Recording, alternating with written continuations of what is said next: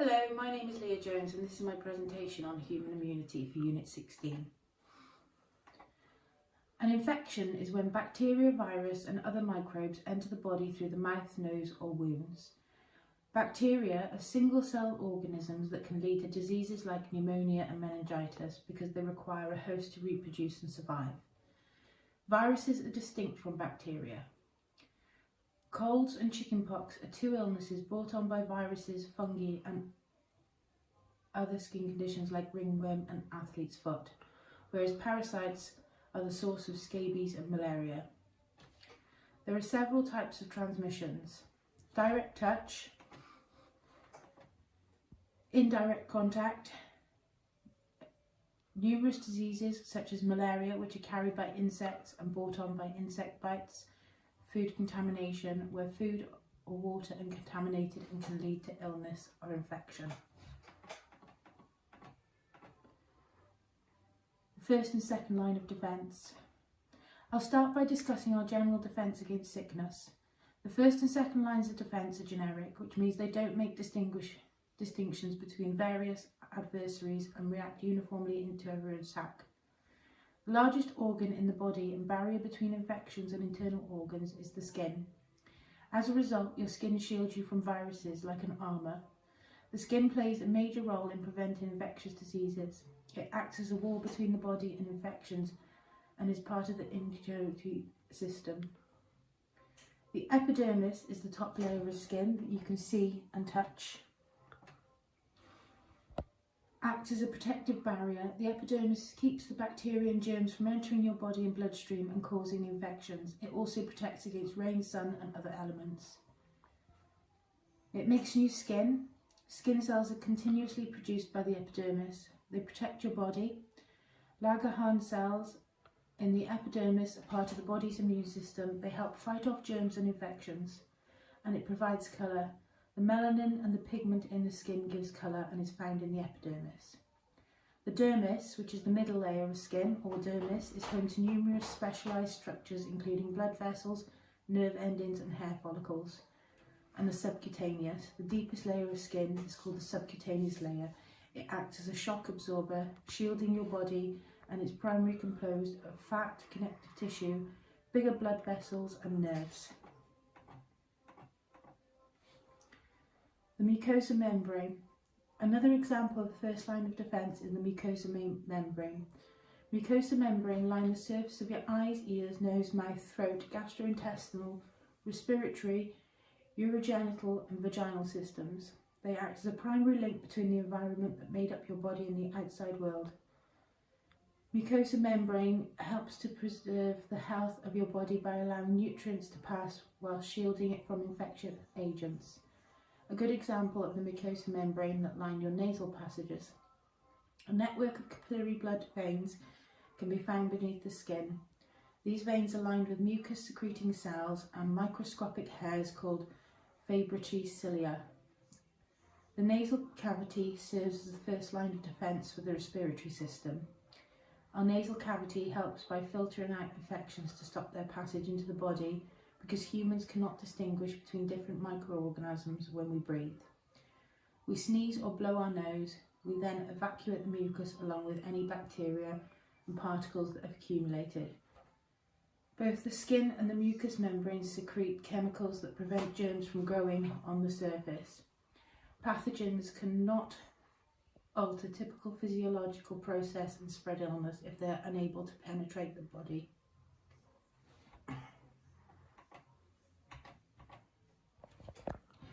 When a virus enters the skin or body, an inflammatory response happens. A set of physical traits known as inflammatory response are brought by the invasion of a foreign body or pathogen. Increased blood flow to the injury site, which brings white blood cells that promotes inflammation of the first response. Inflammation, increased blood flow to the wound site causes inflammation, which raises the white blood cell count at the infection site. Fever, also brought by the sudden rush of blood, raises core temperature and encourages, which has an antibiotic effect and continues the infection is healed. And phagocytes, white blood cells that protect the body by ingestion harmful foreign particles and help initiate the immune response. A microbial pathogen is one that elicits an immunological response. This can be brought on by bacteria, viruses, fungi, pesticides. The presence of an antigen in the pathogen allows your body to detect the attack.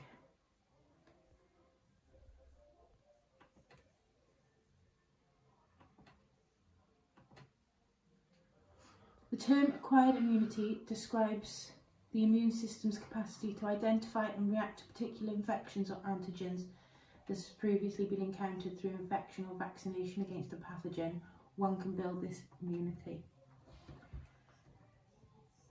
Monocytes, the largest of white blood cells, they are produced in the bone marrow and account for between 5 and 10% of the white blood cell count in your body.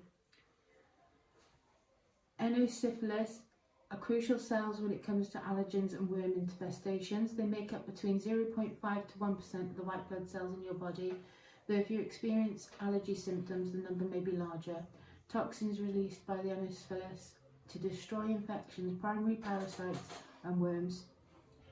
Neutrophils, they're the most common type of white blood cell with a level of 40 to 60%. They're medium sized with irregular nuclei. They're the first cells seen in infection. They act by eating the invaders with a process known as phagocytosis. And lymphocytes. They're small round cells that have a large nucleus. They're made up of bone marrow found in the lymphatic system. They're made up between 18 and 42% of the white blood cells in your body.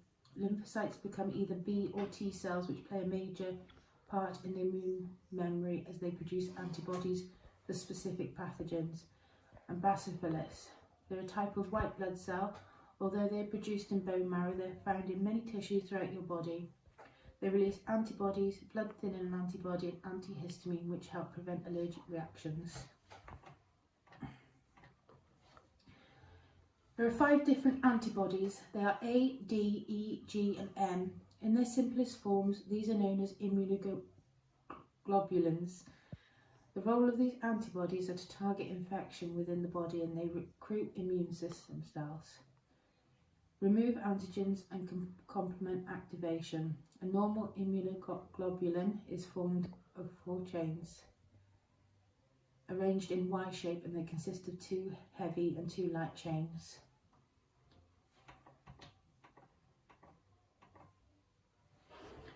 The immune system's capacity to discern between self and non-self antigens and to stop attacking the body's cells and tissues is referred to self-recognition and tolerance.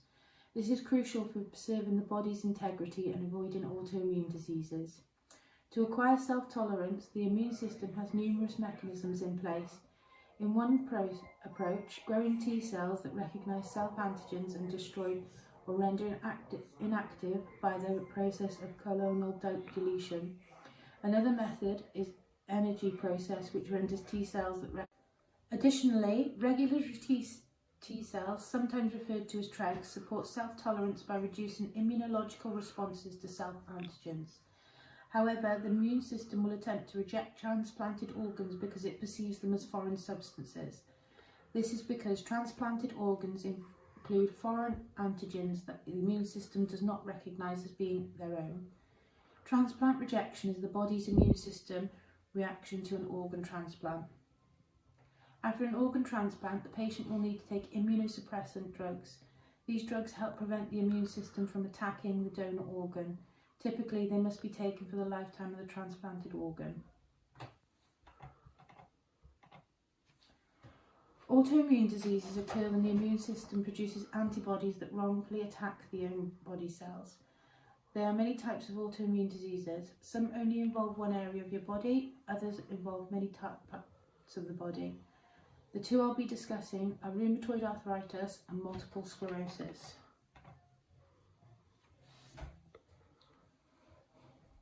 Rheumatoid arthritis is a long-term condition that causes pain, swelling and stiffness in the joints. The condition usually affects the hands, feet and wrist. Inadvertent immune system attack on the synovium or joint lining causes inflammation, discomfort, stiffness and functional loss. If neglected, this can lead to joint abnormalities and incapacity. There is no known cause for the immune system issue, although being a woman, having a family history of rheumatoid arthritis and smoking can put you at higher risk. There is no cure for rheumatoid arthritis. However, early diagnosis and appropriate treatment enables many people with the condition to have a period of months or even years between flares. This can help them to lead full lives and continue regular employment.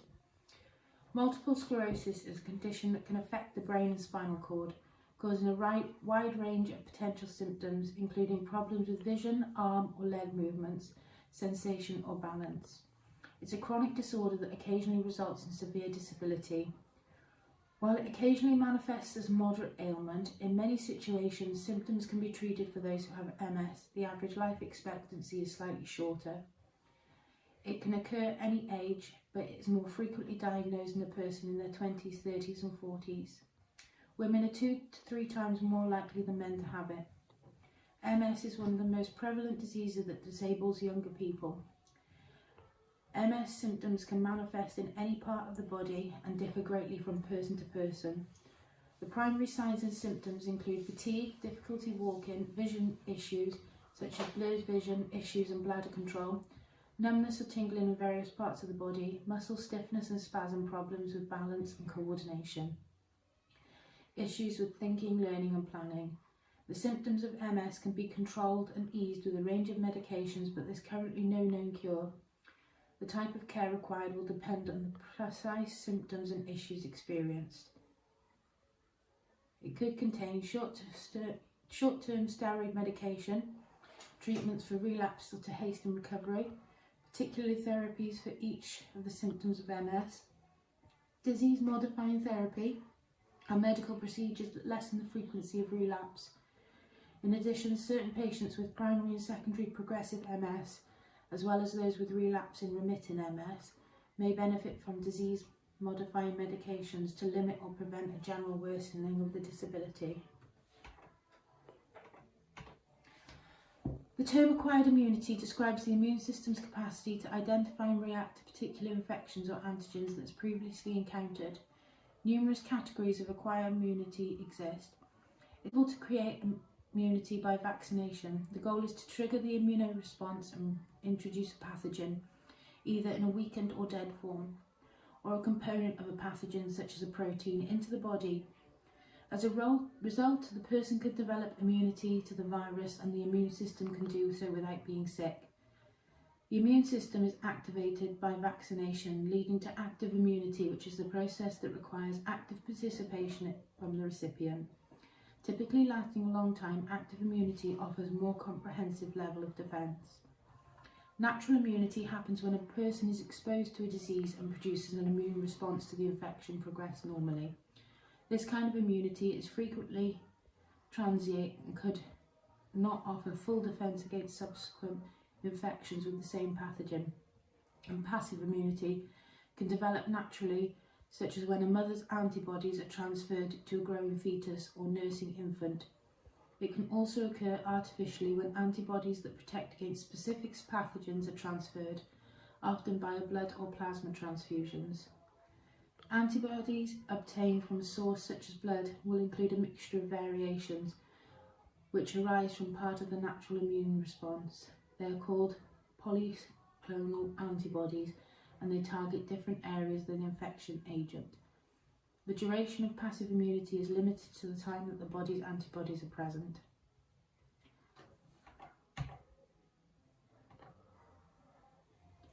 Immunological memory refers to the immune system's capacity to react to a disease it has already been exposed to. When a pathogen is discovered for the first time, its main reaction occurs. It takes some time for the B cells to locate the proper antibody and begin attacking it, but doing so gives the infection time to persist and manifest symptoms. When something new is encountered, memory cells are released, helping the body remember the right antibody for the subsequent response. The immune system will manufacture a great amount of antibodies far more quickly than before, and symptoms ever appear. The same pathogen is met again for the second response. The memory cells detect the pathogen and generate more antibodies, which frequently combat the infections before symptoms even appear.